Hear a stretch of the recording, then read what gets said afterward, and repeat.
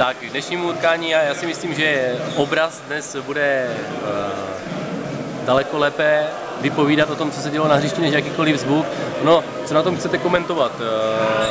Prostě nastoupili jsme proti manšaftu, profesionálnímu manšaftu, nejlepšímu u nás, jednomu z nejlepších v Evropě a pro ně tohle prostě není soutěž. Jo? Ta liga se hraje o druhé místo a hrát proti Chrudimi, to je prostě jenom svátek. Svátek pro diváka, velká škola pro každý další manšaft v České lize a dneska to bylo prostě vidět. No. My jsme si prakticky nekopli, byli jsme samozřejmě ve všech aspektech horší, nebyli jsme si schopni přihrát, zpracovat míč, vypracovat si šanci, zakončit.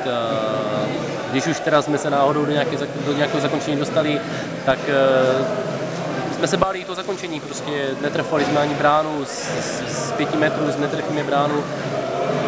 Je to těžko a s každým dalším gólem v naší síti samozřejmě ta frustrace těch kluků narůstá, tomu já rozumím, tohle chápu a prostě my tenhle zápas musíme hodit za hlavu a pro nás budou daleko důležitější zápasy na Helasu, doma z Plzní a tam se ukáže, nakolik jsou naše šance prostě udržet tu ligu reálně.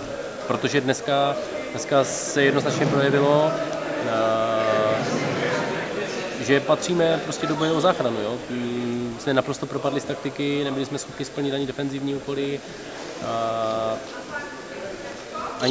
ani dopředu jsme se nedostali prakticky k ničemu, prostě byla to hra na jednu bránu, tak kočky z myší.